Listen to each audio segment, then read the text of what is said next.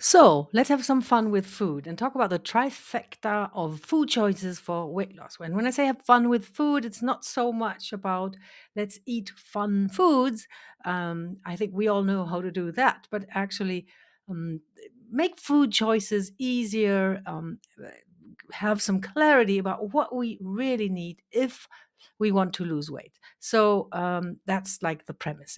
This is the food choices for weight loss, and I think we are so trained and programmed to think about, oh, what must I cut out? What can I not eat if I want to lose weight? And I want to change that, and I want to change the intention. And that way, it's going to be so much more fun. And it's going to be easier, and it's going to help you lose weight actually without breaking your head every time that you have to make a food choice. Let me just mention quickly who I am. I'm Kim. I am by now in my 60s. I have three grown kids. I'm a German and I live in Spain. And as you may know, if you have been on my list for a while ago, I was in a wheelchair. I had a very dire health diagnosis and I muscled my way out of that. And I've been helping women our age ever since to just be empowered, energized, stop struggling with the weight, and feel great about yourself, your body, your strength, your life. So that's my jam, and that's what I enjoy doing. Now, who's this for? I mentioned it. This is really in the weight loss context. And when I say weight loss, I mean fat loss because we do not want to lose muscle. Never for the life of us, we do not want to lose muscle. And so if you're beyond 40, and you carry some excess fat and you want to get rid of this, you've been struggling with this, very confused, but all the information out there is so contradictory. Um, one people say don't eat fat, others say eat only fat, and all these things that are so unnecessary and that make our lives harder all the time. So let's get into this and let's talk about the food choice dilemma. And I think that's something that we're inside all the time and we don't necessarily realize that we are. So just imagine it's like 6 p.m. You're home from work. You want to have something enjoyable. You're tired. You want to have something tasty that will give you some comfort, some pleasure. You know also that you should eat healthy things that nourish your body, give you vitamins and all the things you need, and really stay healthy. And you're also concerned with your weight, so you don't want to eat something that will make you lose weight. What can you pick? This leads to decision fatigue. You don't really know what to eat. I mean, theoretically, you know that you probably be doing really great with just chicken and broccoli, but the thing that it doesn't sit well is, it's not that enjoyable. So what can you do? I think I want to go back to the three pillars of what we actually want to achieve with our food, with our eating. And then we're going to get to a core principle from there that will help you with every single food choice. So, first, the three things that we want to achieve, and then how can we pick foods that help us getting there without us having an hour-long debate or an entire, like tribunal proceedings in our head before we pick a food. So here are the three things that we use food for mostly in the situation that I described. We want to lose weight, we want to be healthy, but we also want to derive some pleasure from food, right? See, these are the three pillars, the three, let's say, intentions. That's really important. Intentions that we can pursue when we pick a food or when we build a meal or even when we build a meal plan. And this can be at home, this can be in a restaurant. This is also why this principle is so great because you can apply it anywhere. Now, here's the core principle, and it's really important to understand this. And let me make very clear that we are talking about the intention that you have, that you prioritize when you build your meal. It's about the intention. It's not about the resulting meal. Let me explain what I mean. I think you can only ever pursue two of the three intentions that make the trifecta of food choices. You can go for weight loss and pleasure, or you can go for pleasure and health, or you can go for weight loss and health. As you can see, um, one sort of has to be sacrificed. But it's really important that you understand this is always about the intention, your plan when you build that meal. It's not about the outcome. So, in theory, when you build that meal with the intention of weight loss and health, and let's say you use a ton of vegetables and a very lean protein like chicken or cod, fish, um, then you have built a weight loss healthy meal. It doesn't mean that you will not get any pleasure from that meal. If you know how to cook, if you know how to use spices and herbs and stuff, that can be a very pleasurable meal. But you will only ever achieve weight loss and healthy eating if, in your intention, when you build the meal, you focus on only two.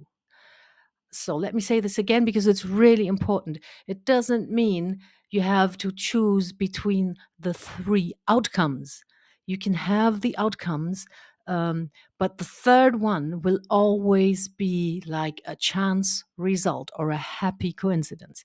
If you were very clear about your goals, you can ever only focus on two in your meals.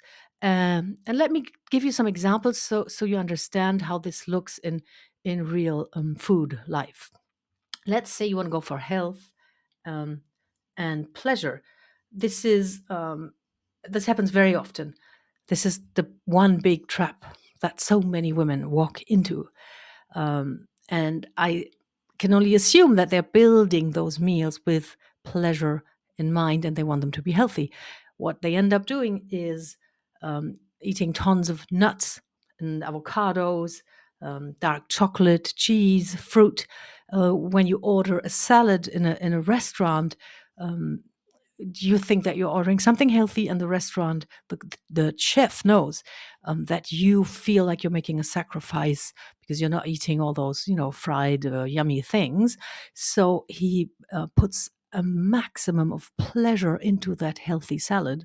If you see the menus on restaurants where they offer salads, they are stuffed with nuts and fruits and grains and things, because the chef knows, this person is ordering a healthy meal, but they do want pleasure. So I have to do something to make it worth their while. And it's going to be a very, very healthy salad with tons of different nutrients and vitamins and enzymes and minerals and healthy fats. Um, and it's going to be very pleasurable, but it's going to be so loaded with calories that not, in any universe that I know, will this help with weight loss.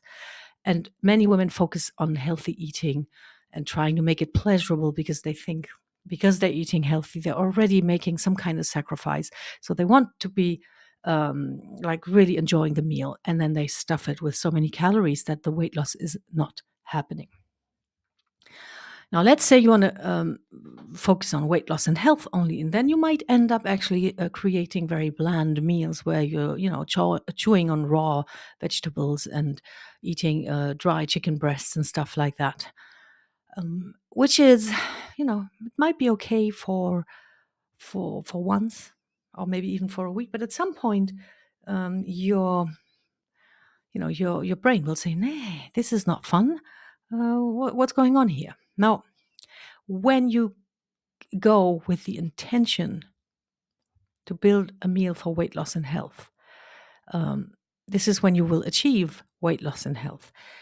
If you're lucky and you love vegetables and you love chicken, then you're going to have pleasure as well. But it will not have been your first intention, and that's really crucial for you to achieve the results that you want. Let's go for another example: weight loss and pleasure. That's when you resort to a lot of processed, packaged, low fat, low calorie, but highly processed foods like, protein bars, uh, zero zero sodas, things like that. They're pleasurable. They will help you with your weight loss, um, but they will not necessarily promote um, good health. So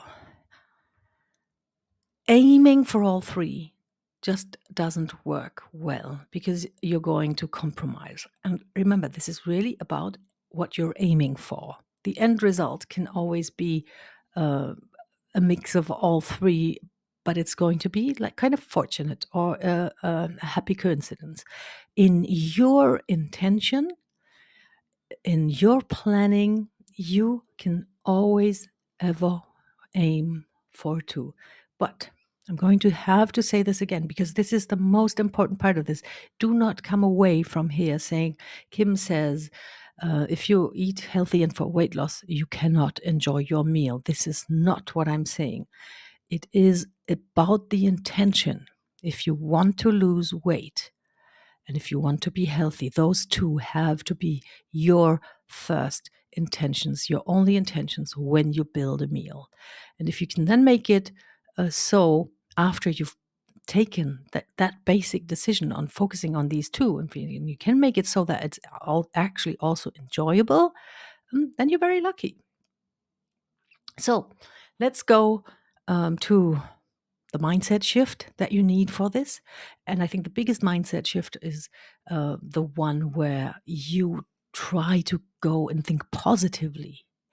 You're not going about building your meal by thinking, which foods do I have to avoid?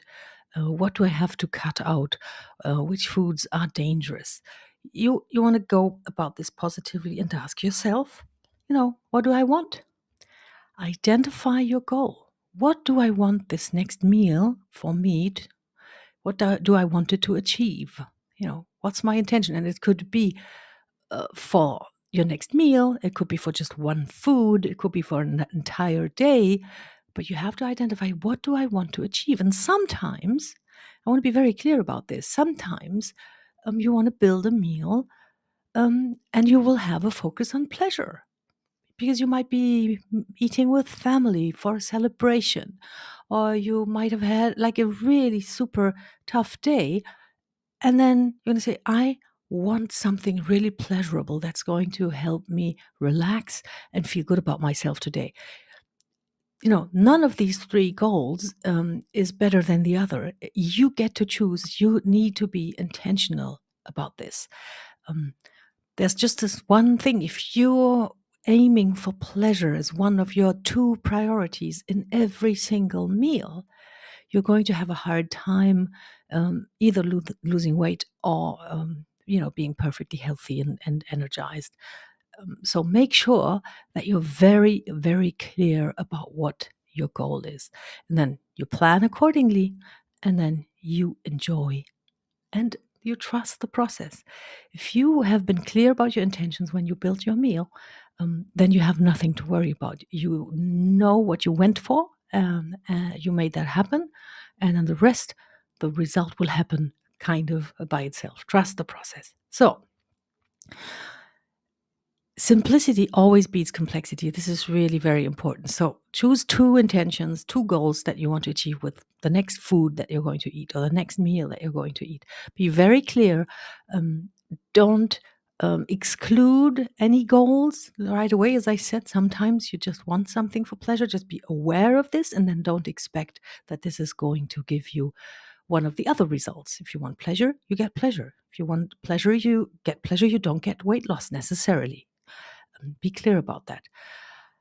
And then the intention. I know I've said this 5 times already, but I have to say it again. It's all about the intention. That's so much more important than the perfect execution, because if you are clear about your intention, then your actions will kind of fall in line and you will stay on track towards your main goal.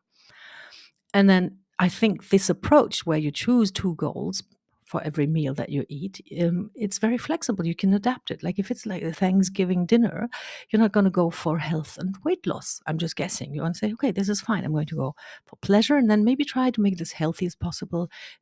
Eat lots of vegetables and focus on the lean protein on the spread. And then you go for that. it leaves you in charge also, and you feel so much more in control. And always remember, pleasure can always happen, even when it's not your primary goal.